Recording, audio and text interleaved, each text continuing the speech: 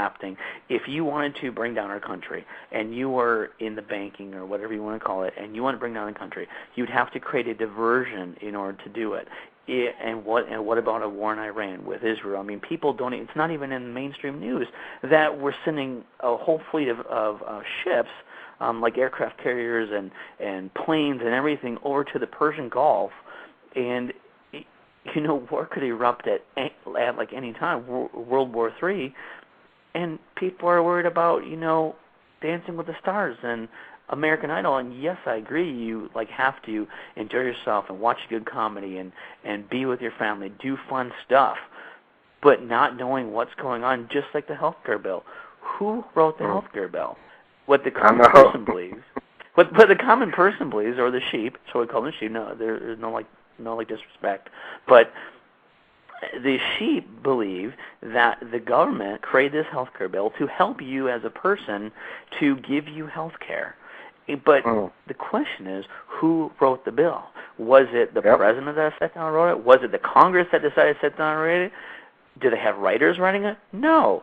The insurance companies who will be providing you the insurance wrote the bill through the special, or the like the lobbyists and the special interests, wrote the bill, gave it to Congress. Congress didn't have time to even read the bill. They voted on it. They passed it. Boom, we got a new health care bill. So what's in the bill? Well, no one really knows, because we were never, we told it's to help society, but is it really there to help society, or is it a way to the insurance companies to make money? I mean, a perfect example, or a perfect question is this. Most people believe that, every day we're working hard to find cures for AIDS and diabetes and all these different things. Well, let me tell you something. My mom has had diabetes since she was 18, so 40 years now, okay? 40 years of diabetes. So what my question is now is, are pharmaceutical companies in business to treat or cure? And the question that has arrived, or not question, the answer that's written for me, there's no money in curing. There's money in treating. And the same thing goes with the defense contractors.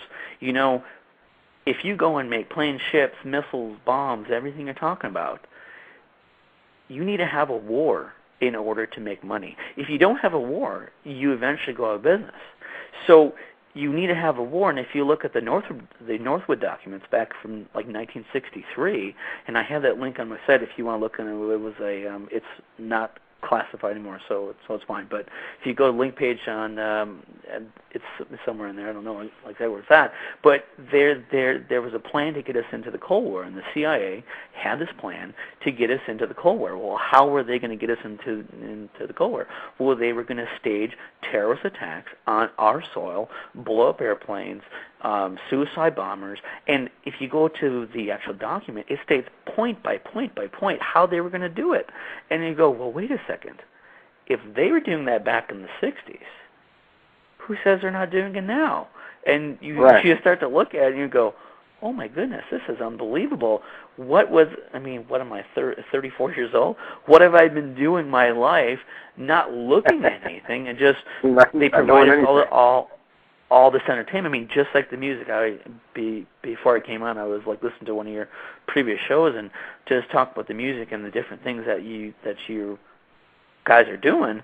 And I listen to the pop music when I'm with my kids in the car, and I listen to it often, and the music doesn't change.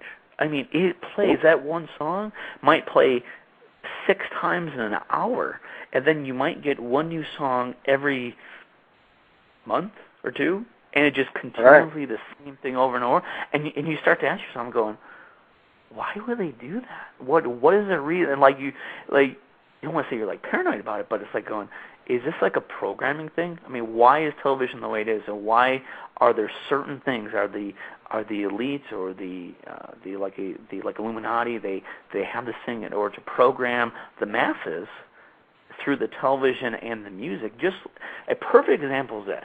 I think it was Beyonce during the Grammys.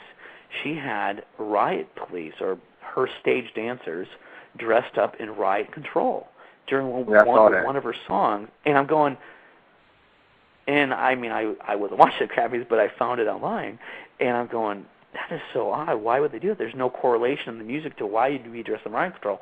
Well, if you wanted to desensitize to the population what will happen in the future or what they will see to make them accustomed to it, then there you go. And there's just so many things that's exactly that's exactly right. It's a program. What they're doing is that's why it's called a program. That's why it's TV programs, radio programs. They're made to program you. If you watch a TV show, most of the show is like 15, 20 minutes long. The rest of it is all commercials. Yeah. It's to get you to consume, to buy things, to spend your money, and to program you. And like most of the things that your conscious mind sees, the subconscious doesn't know what's real and what isn't real. So when you're watching a TV show, your conscious mind can decipher what's real and what isn't. But your subconscious mind picks up different things, different signs and symbols that they use. You know, the Illuminati uses lots of symbols, the all-seeing eye and all these different things. You know, they use this thing to control you. Absolutely. You know, it's a lot of stuff that we can talk to. I have some people in the chat room that are saying a lot of things. Let me see here. Let's go to this. Some people are saying that crude oil is not. Well, you know what? Let's go to this. Let's just go to this here. What is the stuff that's spraying down there? That they're spraying over the oil? Correct. 9500. Yeah, it's an oil dispersant, and if you look at the MSDS, it is extremely toxic. So that, I mean, and if you look at the temperature of the air, you know, it's a chemical mixture from the methane, the hydrogen sulfide, to the correction 9500, and then the evaporation of the oil. I mean, I was reading some things when you look at if you go to YouTube and you find, if you just type in raining oil in Louisiana, and you'll see some people say it can't do that. Well, if you look at the documents and you go to Google and you type oil spill evaporation, the way that the oil's coming out, if you look at the tar balls that are washing ashore, that would be the heavy crude, and then you got the light crude, which goes into the gasoline and so on and so forth, but that all evaporates into the air as well, and that can go into the clouds and so on and so forth, and therefore, you know, you might have a situation in the Gulf where that air goes or where those clouds go, depending on when it rains next. It can rain right down in nice farm fields in the Midwest and the East Coast. And then what happens to your food supply when things start to die? I mean, if you look at the movie I made, I put out at 1 o'clock in the morning of this last night, the very last slide shows, you know, well, like, wait a second, it's in the mainstream news, but things are already starting to die. The crops, well, we don't understand why. The crops and trees are starting to die.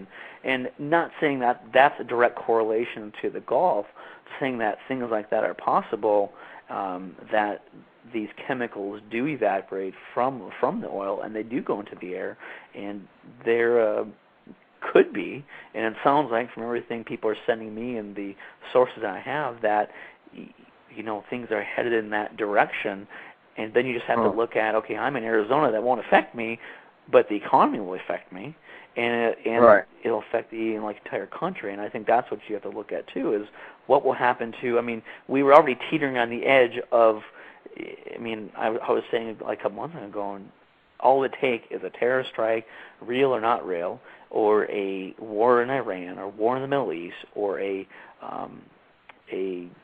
just some trigger to trigger the financial collapse of America. But how they confuse us is that the Dow goes up. So all this stuff's happening, and the Dow's going up, and you say, well, how's that possible? How is that possible? People have less money than what they had before. They don't have the credit they have. You've got how many million people out of work? Well, is there not many people going to find money to go buy a brand new iPad? I mean, is it really possible? I mean, I could be wrong, and I think that there'd be less people buying iPads than what there was a couple of years ago. Well, how can you have the growth that we had before with the free money out there? So I know I'm on a tangent there, but... Well, let me just say this before to get people to just got on here today. We're talking with Outlivesheep from our YouTube. You can check him out at